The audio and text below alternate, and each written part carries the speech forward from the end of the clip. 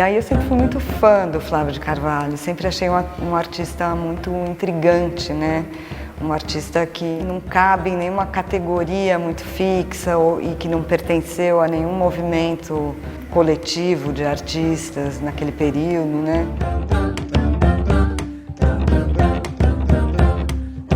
Ele era um grande retratista, né? Talvez seja um dos grandes nomes da arte de retratar, né?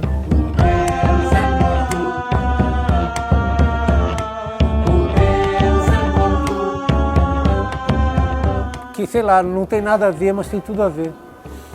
Né? Eu acho que quando você tem uma visão obscurantista, nada como uma visão que seja ampla, porque o Flávio é muito doido. Ele é muito doido, então essa visão mais ampla, mais bagunçada, mais antropófaga do Brasil é super necessário nesse momento.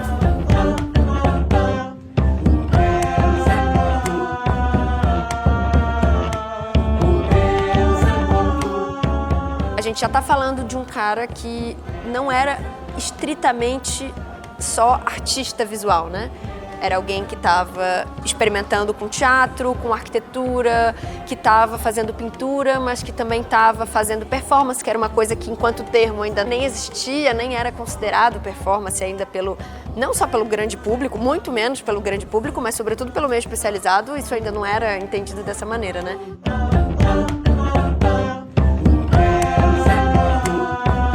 Mas tem muita coisa do Flávio que tem um impacto muito forte e que poderia em Barra Mansa gerar questionamentos interessantes.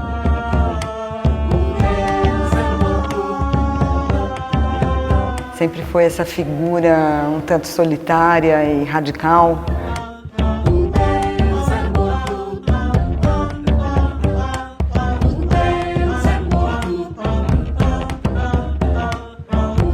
Eu acho que não pode faltar subversão. O Deus é morto. Olha, a independência do Brasil, né, que se comemorou o bicentenário recentemente, né, em 2022, ela é indiscutivelmente um marco importante da história do Brasil, né? Afinal de contas, depois de muito tempo após a chegada dos portugueses da colonização portuguesa, o Brasil, né, se separou, né, cortou seus vínculos político-administrativos com Portugal. É sempre conveniente a gente perceber a história, entender a história, a partir de uma relação de rupturas e continuidades, né? As coisas mudam, né? A história é um processo contínuo de mudanças, mas essas mudanças não são absolutas, né? Elas carregam traços de um passado mais próximo, de um passado não tão próximo, às vezes até de um passado remoto, né? Então a independência, pelo menos assim eu acredito, deve ser entendido como um momento importante da história do Brasil, ainda que ele carregue, né, que o Brasil pós-independência tenha mantido muitas das suas características que vinham de antes, né?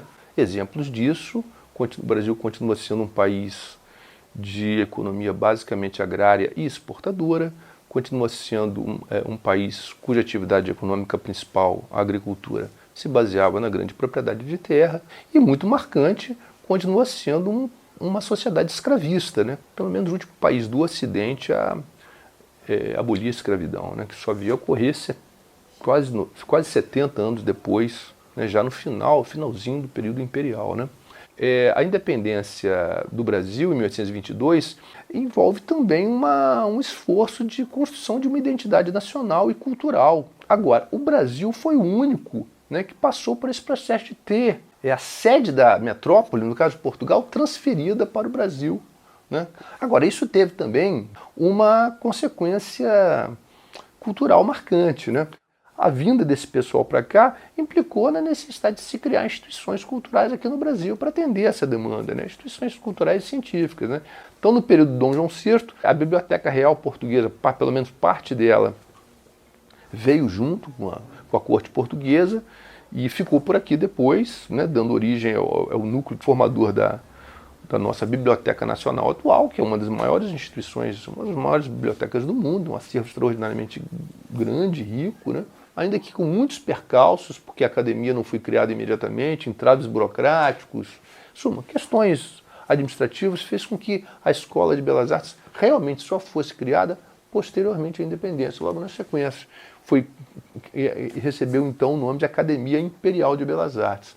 É uma instituição que estabeleceu um parâmetro muito rígido de produção, de recepção e produção artística no Brasil, né? Ditou o que era considerado uma arte legítima, né? Formando artistas dentro dos cânones, né, clássicos e acadêmicos da arte, e isso prevaleceu por muito tempo, né, atravessou todo o século XIX, né, como a grande referência de produção artística no Brasil.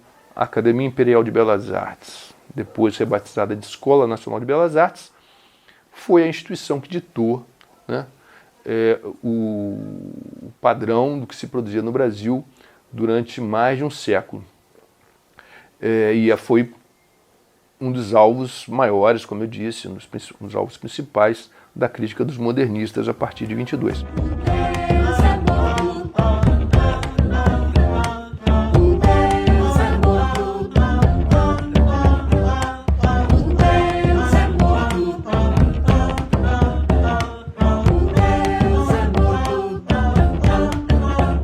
Bom, primeiro que o Flávio era de uma família de elite aqui na região de Amparo, aqui em Barra Mansa, né? E esse Barão de Cajuru, que é o bisavô do Flávio, avô do pai dele, né, do Dr. Raul, ele é tido aí, referenciado aí como um dos grandes comerciantes de mulas do Brasil na primeira metade do século XIX. Alguns filhos do tal Barão de Cajuru que se estabeleceram aí na região de Valença, né, Amparo. A família do Flávio chegou aí em algum momento do século XIX. E aí tem essa geração aí de gente que vem de Minas, de São Paulo, e que se estabelecem aqui, estabelecem fazendas e se enriquecem, né? O pai dele, né, o Raul, ele vai estudar nos Estados Unidos, né, ele se forma em agronomia nos Estados Unidos, né, como o Flávio faria depois, só que na Inglaterra, né? Ele se forma e volta para o Brasil. E vai para Amparo, trabalhar na fazenda, né, dos pais, né? Se torna um fazendeiro. Nos anos finais do século XIX, ou seja, as décadas de 1880, 1890, 1900, o café, a produção cafeira aqui na região decaiu de uma maneira relativamente rápida. E aí muitos fazendeiros aqui da região, isso foi um fenômeno generalizado, venderam suas terras ou abandonaram suas terras e, tendo dinheiro, compraram terras em São Paulo e continuaram plantando café e foram bater lá no Paraná, né? A saída do Flávio com menos de um ano de idade para São Paulo está nesse contexto de uma migração de parte da elite cafeicultora do Vale Fluminense para o estado de São Paulo. Quando ele era um pré-adolescente, ele foi para a Europa estudar, né? A família foi para lá, passaram acho que um ano lá. Os pais voltaram e ele ficou, né? Ele terminou os estudos, né, primários, secundários na Europa, na França, depois na Inglaterra, e se matriculou na Faculdade de Engenharia Civil e se formou na Inglaterra nisso. Frequentou um curso na Escola de Belas Artes da própria universidade, mas se formou engenheiro e voltou para o Brasil.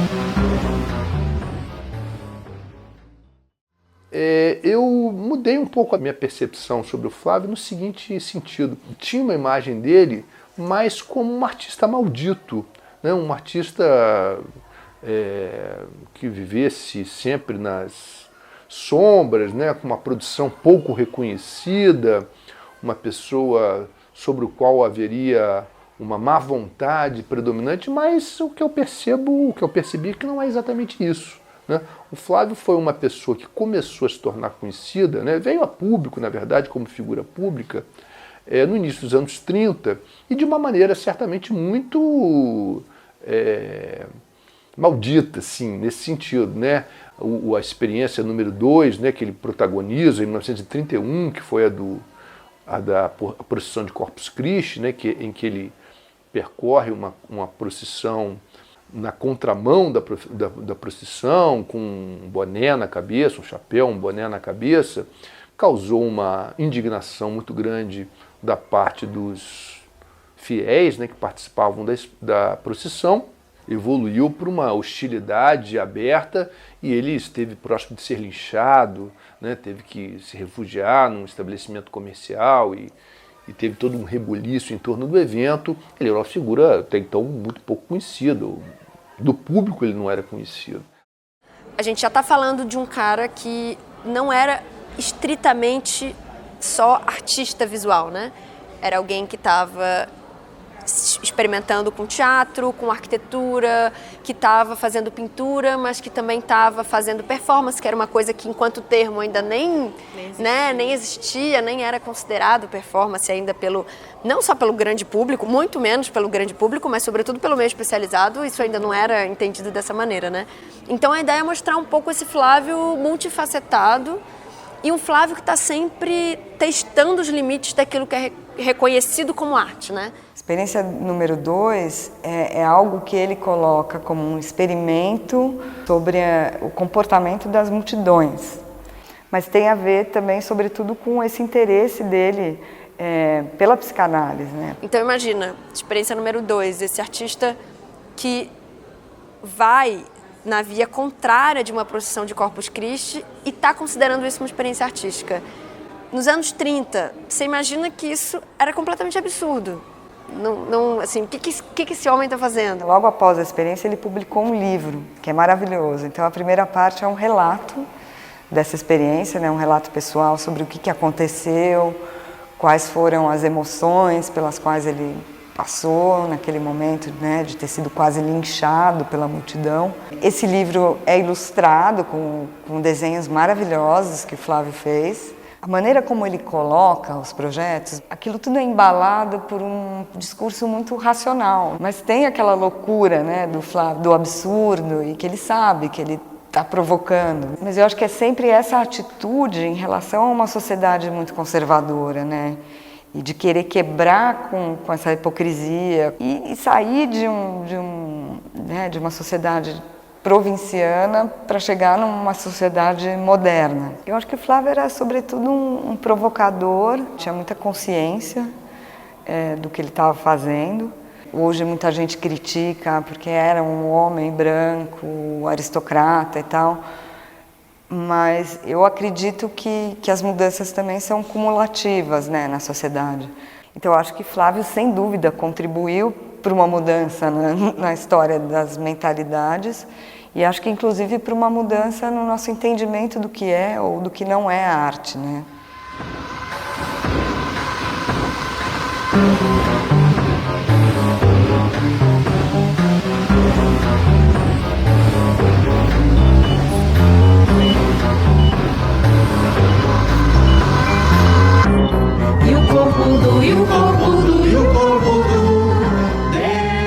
Essas maquetes foram construídas com base nos desenhos, né, nas pranchas de arquitetura. Então isso aqui também é uma espécie de interpretação. A única coisa que a gente tem são os registros do que ele de fato aplicou para o concurso, né? Mesmo hoje, com tanto tempo depois, ainda assim falar de Flávio arquiteto é encontrar uma certa resistência em vários lugares, mesmo às vezes das escolas de arquitetura.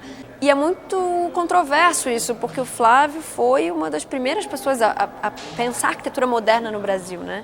A questionar um pouco esses cânones. Mas Flávio teve muito projeto de arquitetura, mas realizar de fato realizou pouco. A gente tem o Palácio do Governo, o Farol de Colombo e a Fazenda Capuava.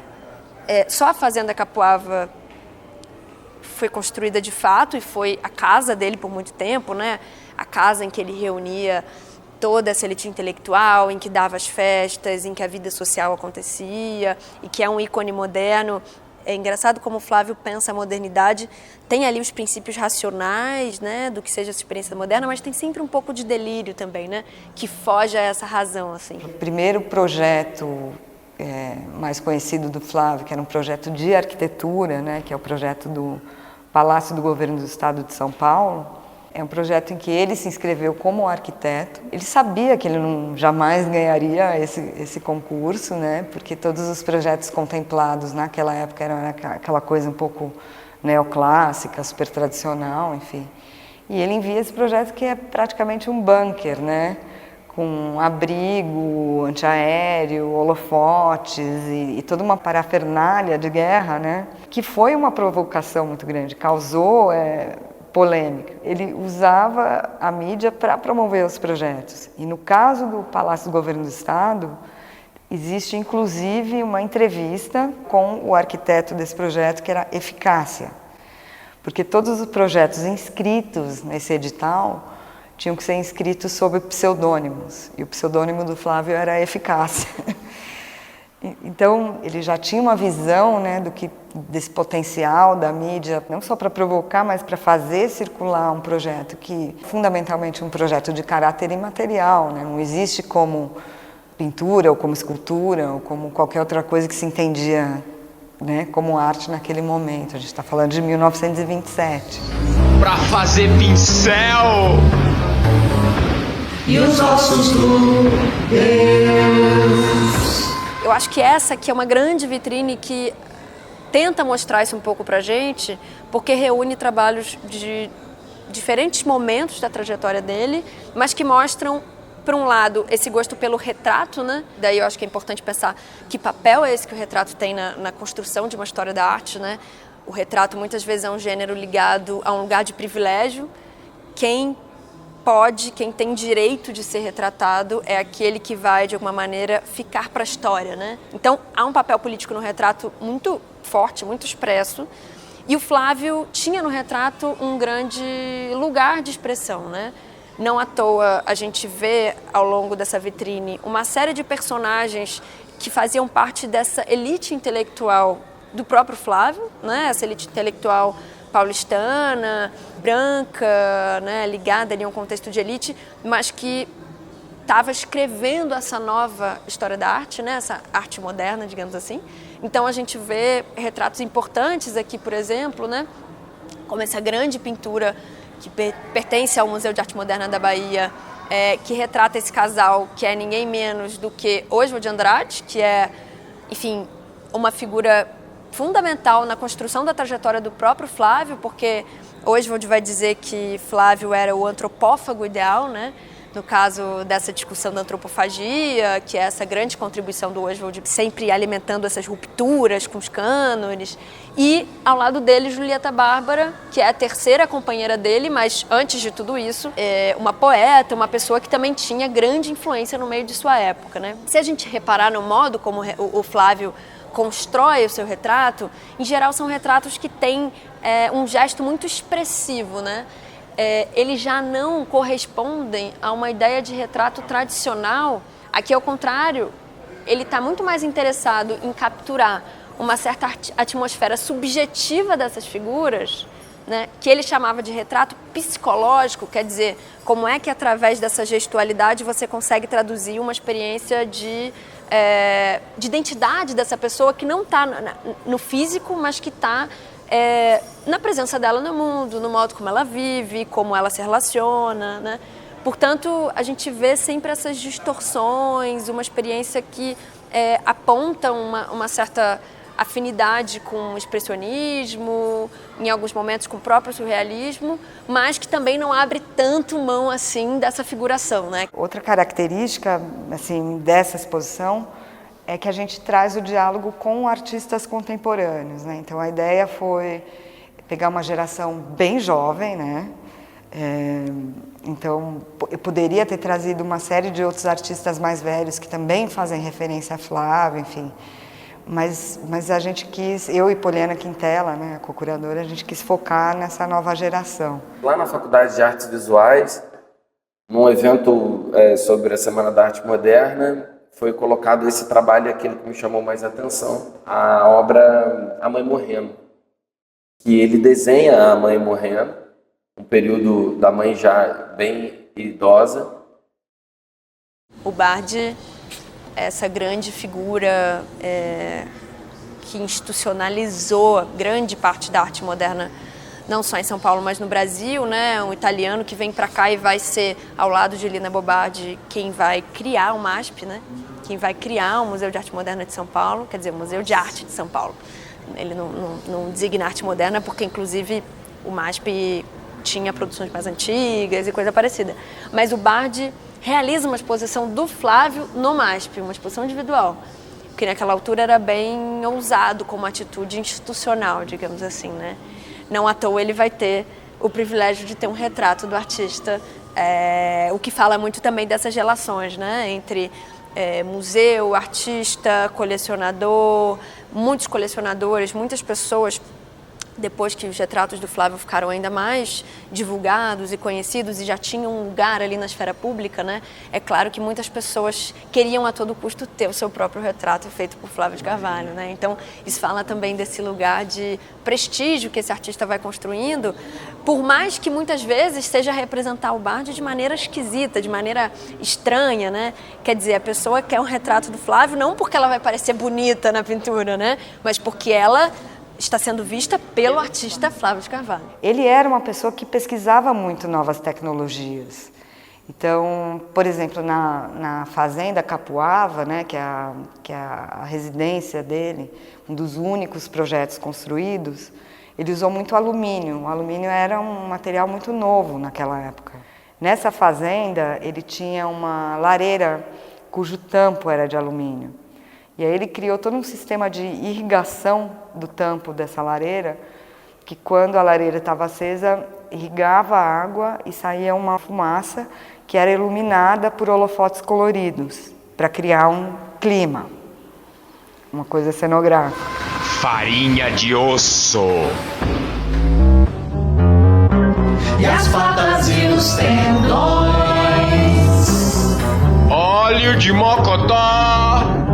Gelatina, cola e os chifres, e os chifres, e os chifres. As máscaras vêm dos documentos dessa apresentação que foi o Bailado do Deus Morto, uma peça que o Flávio escreveu e que foi a peça responsável por inaugurar o que seria esse Teatro da Experiência no contexto do Clube dos Artistas Modernos, que é um clube que ele toca ali, né? Nos anos 30, essas máscaras específicas que estão aqui, elas foram feitas pelo Teatro Oficina, né, que é liderado pelo Zé Celso há muitos anos, e de alguma maneira é o teatro que herdou esse legado antropofágico, né, no teatro brasileiro e tal. E o Teatro Oficina, há alguns anos, encena essa peça do Bailado do Deus Morto, que a gente tem o texto, né? Quer dizer, o texto existe enquanto documento, mas, obviamente, o modo como isso é encenado, a gente não tem... Assim, na verdade, a gente tem esses registros aqui, né? Dessa apresentação histórica, que é de onde o teatro, inclusive, tira os modelos das máscaras, né? A gente sabe que esse material alumínio, que era um material naquela altura que era o símbolo da modernidade, né? Essa superfície prateada, brilhante, era um material que o Flávio usava muito. Eu sou ator, sou diretor, sou produtor de teatro, outras coisas também. Em teatro a gente faz muitas coisas. Já trabalho aqui, eu trabalho no Teatro Oficina. O Teatro Oficina é uma companhia que surgiu assim em 1958 com estudantes de direito aqui de São Paulo. Alguns estudantes se juntaram, fizeram um grupo amador. Esse grupo amador escreveram peças, estrearam peças, foram assim até aclamados de alguma forma.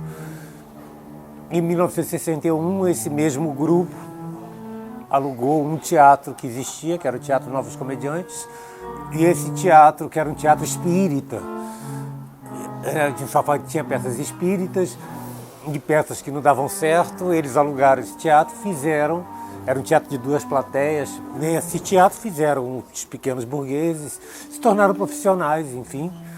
Os Pequenos Burgueses foi um grande sucesso, representado mais de 1000 vezes. Esse teatro puseram fogo, pegou fogo numa época que teatros pegavam fogo. Foi em 1966, a instabilidade política fazia com que outros teatros pegassem fogo mais facilmente, talvez, sabe?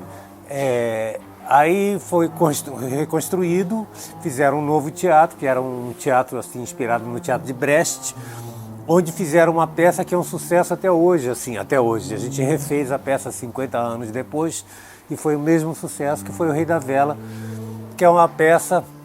Aí tem muito a ver com Flávio de Carvalho, porque é uma peça do Oswald de Andrade, que era parceiro do Flávio de Carvalho.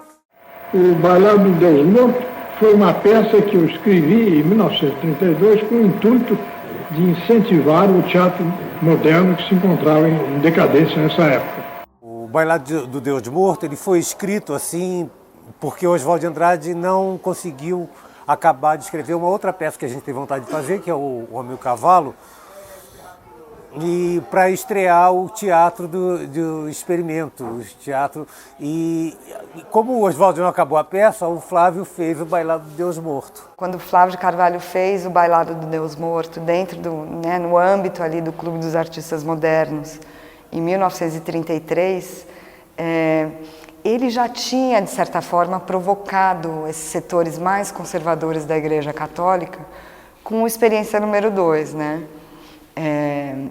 E aí o Bailado do Deus Morto também trata, né, de um tema similar ali. E essa peça foi fechada pela polícia logo após as primeiras apresentações e não foi reaberta. Quando o Flávio fez a primeira exposição de pinturas dele, também na década de 30, essa exposição foi inicialmente fechada pela polícia e depois reaberta. Eu não sei se ele é um texto modernista. Assim, é porque ele é considerado modernista, porque ele faz parte de um grupo de pessoas. Mas o modernismo tinha uma coisa de exaltar um desenvolvimentismo que eu não vejo tanto nessa peça. E a peça também foi escrita em 33. Não se esqueçam que nos anos 30 foi a ascensão do nazismo, do nazifascismo no mundo inteiro. E essa peça foi censurada na primeira apresentação. Por quê? Como a gente foi musicando várias coisas do texto, em coro, aí obviamente eu botei um funk, né? E o curioso foi ver, porque eu até já tive essa crítica de uma grande amiga, que conhece muito o Flávio de Carvalho também. Ela falou, mas parece uma peça de galeria. Eu falei, mas o Flávio de Carvalho é um artista de galeria. Né? Aí isso, ponto. Então tem um lado, né, que tem uma exposição quase ambulante ali, né? Mas quando a gente começou a tocar um funk numa galeria chiquérrima de São Paulo, a curadora desceu correndo da onde estava, todos vieram correndo para ver o que estava acontecendo. E a gente só estava tocando um funk. Aí é muito bom, né? Que eu me lembro assim, uma vez o Zé ganhou um prêmio no mesmo dia que a Anitta, num lugar. Aí a Anitta falou, era na época do Vai Malandra, né? Aí a Anitta falou, o que eu queria era botar o funk nesse lugar. E botei. Aí é mais ou menos isso, sabe, que eu quis botar o funk nesse lugar.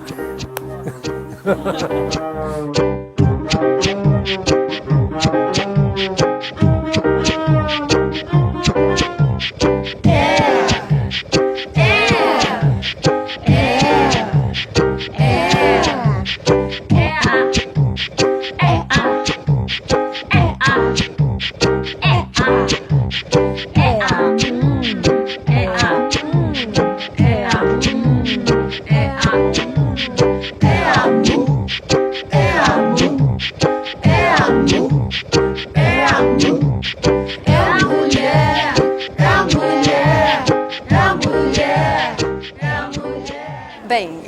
gente está falando desse artista polifônico, né, que atuou no teatro, não só como dramaturgo, mas também concebendo cenários, figurinos para uma série de espetáculos. Nesse caso é um caso ainda mais especial porque são figurinos que integraram o balé da comemoração do 4º centenário da cidade de São Paulo, em 1953. Foi um balé considerado um marco para o balé moderno em São Paulo, e ele tinha como assunto e como tema a cangaceira, né? Então o Flávio desenhou todos esses figurinos que foram, enfim, construídos especialmente para apresentação, né? E aí a gente optou por uma tipografia que suspendesse esses figurinos e ao mesmo tempo que a gente pudesse ver as aquarelas que são de fato onde isso foi concebido, né? Quer dizer, onde isso foi projetado como ideia, como narrativa do Flávio. E aqui a gente consegue quase brincar num jogo de 7 erros, de buscar na aquarela o figurino e buscar essas correspondências de um para outro, né? Como a gente sabe, ele era esse poliartista, né, que atuava em diversos meios. Eu acho que dentro desse interesse dele pela etnografia entra também o interesse pela história da moda, mas é uma história da moda que tem a ver com a etnografia. Nesse ano de 56, quando ele estreou o traje, né, o New Look, que é uma experiência número 3, ele escreveu uma série de artigos de moda para um jornal. Esses artigos estão reunidos numa publicação. O número 3 foi muito bem planejado. Inclusive tem uma cobertura de mídia muito ampla, né? Então existem muitos registros. Então eu acho que ele orquestrou muito bem esse lançamento, essa espécie de desfile, né, que ele fez em vários locais públicos. Então no centro de São Paulo, ele fez uma coletiva de imprensa na sede dos Diários Associados, né? Existe um registro fotográfico disso. Ele gravou um programa com Paulo Otran e Tônia Carreiro também, que foi para a televisão, mas na época não existia VT, então a gente não tem esse registro. Então isso, eu acho que a característica desse lançamento é que foi realmente muito bem articulado por ele. Então, além dessas apresentações, né, desses desfiles públicos, ele fez também um folheto publicitário em que ele descreve as vantagens desse traje, né? Porque é sobretudo um traje, de novo, né, que tem um embasamento muito racional, faz sentido, né? Ele dizia, por que os homens num país tropical estão usando terno e gravata, que é um estilo importado da Europa. Então vamos desenvolver aqui um traje. Para pentes, para facas, botões, facas e pentes, botões, facas e pentes, para pentes, para pentes. E o sangue do Deus. Essa roupa que é inspirada no look tropical. Bom, experiência número 3 acho que talvez seja a mais conhecida, né?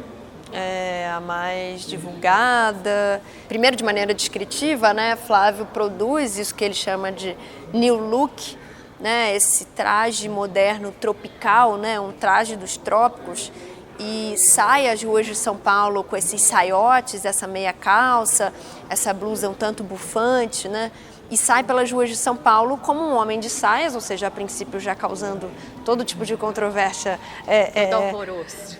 Todo alvoroço que ele adorava, né? Quer dizer, adorava incitar esse público, né? Ser o do contra, ser aquele que vai contra a massa. Não à toa, literalmente na experiência número 2, ele vai contra a procissão, né? Tem algo de contracorrente, de negar um pouco o que é o cânone, que é a força hegemônica. E o traje, o New Look, ele está dentro de uma grande e extensa reflexão do Flávio de Carvalho sobre moda. E para ele, pensar uma modernidade tropical passava também não só por estranhar a pintura e fazer uma pintura moderna, mas estranhar também esse look careta, que compõe o que é o dia a dia, o cotidiano desse homem que anda na cidade, sobre sob um sol de 40 graus no verão, mas que está lá de paletó, de gravata, né? Que está todo vestido. Então, para ele, o new look seria esse arejamento, né? E, obviamente, tem aqui toda uma discussão interessante para a gente fazer, que é esses limites de convenções de gênero, quer dizer, o que seria uma roupa de mulher e o que seria uma roupa de homem. Muito linda, amei. Deixaria tranquila se meu marido topasse. Eu era a primeira a sair com ele na rua, assim, se exibindo. Eu fico imaginando as pessoas na época olhando, se espantando. Agora a gente ainda olha um pouco, né? A maioria das pessoas ainda olha um pouco, né, espantadas e tal. Mas eu achei muito legal. Não sei se eu usaria. Há uma série de pesquisadores que gostam de identificar já na experiência número 3, guardadas, claro, as devidas diferenças, uma certa experiência queer, né? Nesse modo de transitar pela cidade, de performar. Reproduzir uma roupa de época já não é simples, porque você não tem os mesmos processos de maquinário que produzem os tecidos e nem as fibras. Então, quando você procura reproduzir algo que foi feito lá nos anos 50, anos 60, você precisa entender qual é o seu objetivo aqui. Então, a primeira coisa que eu fiz foi entender, era um objetivo visual ou um objetivo específico da textura. Óbvio que a textura tem muita importância, mas o principal era o visual. Então, como eu não tenho mais os mesmos tecidos e nem a maneira de se produzir dos anos 50 agora, eu tentei aproximar ao que visualmente era próximo do que a gente tinha lá nos anos 50. E aí eu comecei a fazer, além da pesquisa de texturas e tecidos, eu precisava saber das cores. Porque, assim, tem algumas fotografias que foram coloridas artificialmente, mas elas não, eu imaginava que elas não seguiam o padrão de cores que tinha na época, principalmente pelo pouco que eu vi da personalidade do Flávio de Carvalho. Mas aí eu fui num banco de dados onde pesquisadores têm acesso a teses e dissertações, em específico de moda. E aí sim eu consegui alguém que teve um doutor que teve acesso a um jornal. Ele foi lá, ele não pode pôr a mão, é uma coisa muito bem guardada no museu. E aí ele pegou e lá estava descrevendo as cores. E foi quando eu descobri que não era só uma roupa, eram duas roupas. Lá dizia especificamente as cores, e aí a gente viu que eram cores mais vivas. E as fotos não reproduzem essas cores, porque são fotos preto e branco, e as coloridas artificialmente também não têm e não reproduzem a realidade. Eu acho isso muito interessante, muito estiloso.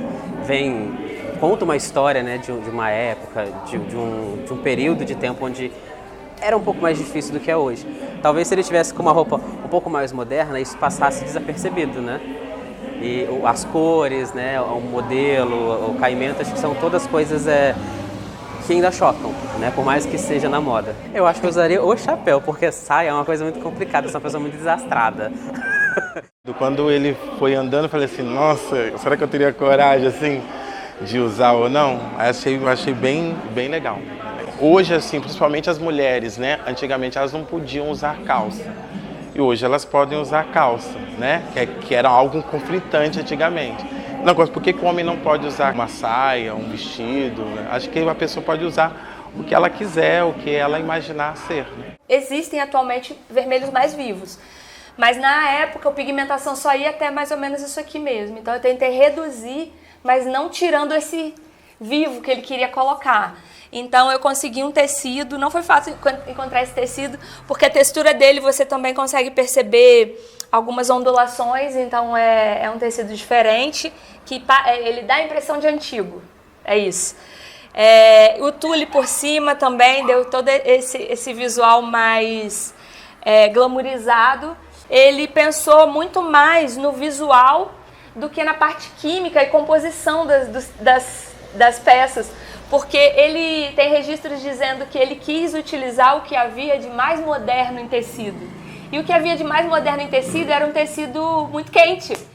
Bom, para mim, o Flávio de Carvalho, e o que interessa em relação ao Flávio de Carvalho, é justamente ser esse personagem dentro da nossa história da arte que quebrou certas barreiras, né?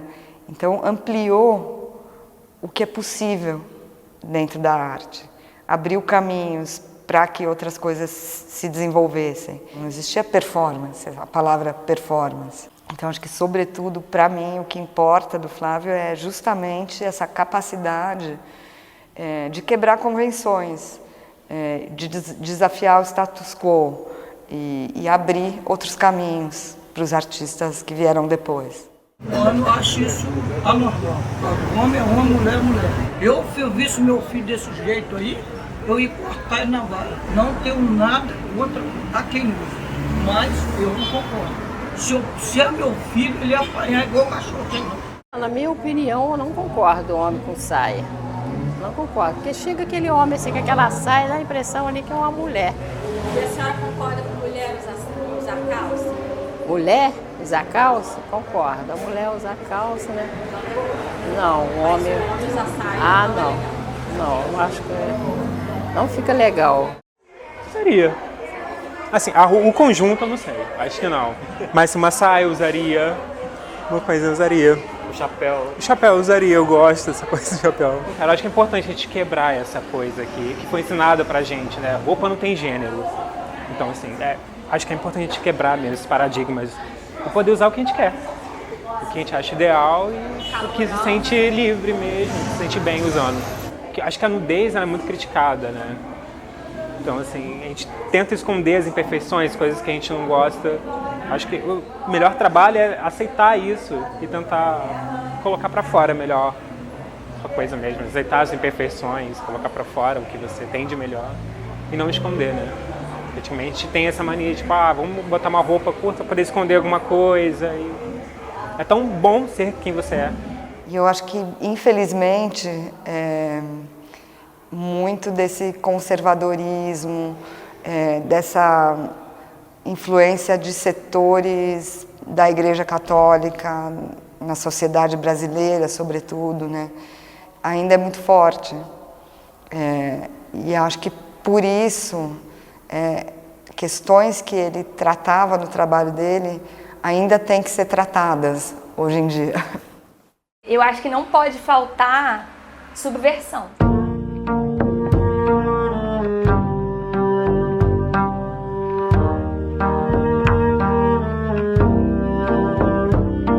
Aonde irão os homens perplexos?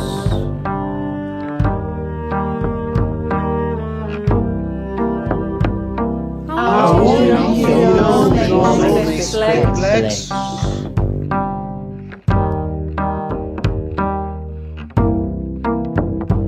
Aonde irão os homens perplexos?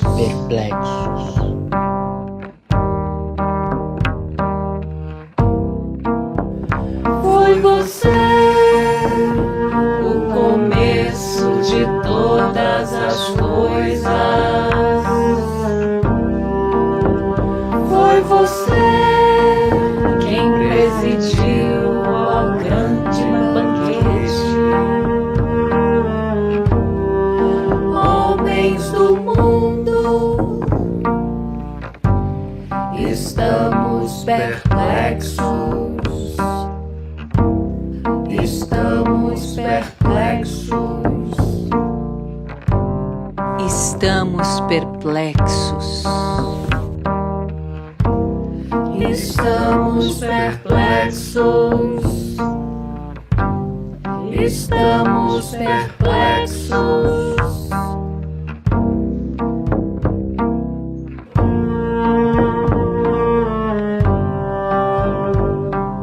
Receberá 50 títulos de honra e 10.000 vacas para o teu prazer.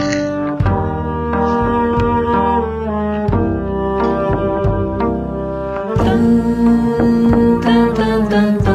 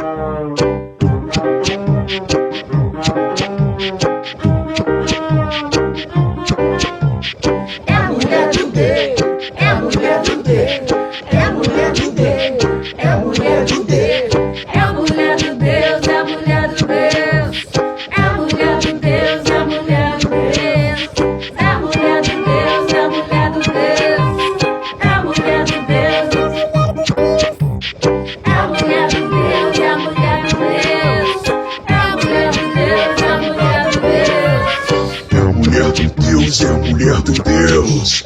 É a mulher do Deus, é a mulher do Deus. É a mulher do Deus, é a mulher do Deus. É a mulher do Deus, é a mulher do Deus.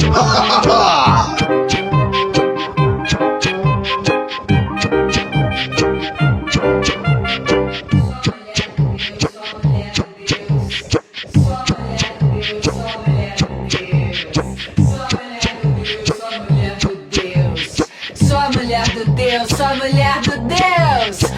mulher do Deus, sou mulher do D, sou mulher do, sou mulher, sou mulher, sou mulher, sou mulher, sou mulher.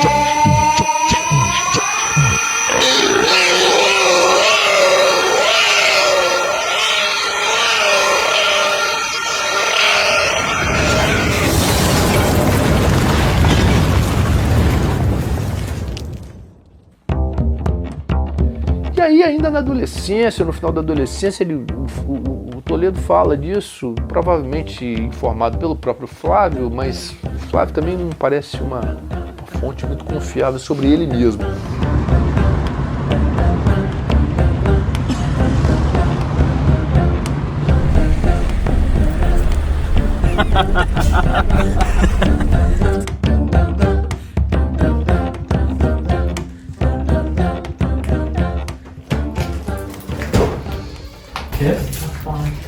A porta fechou sozinha?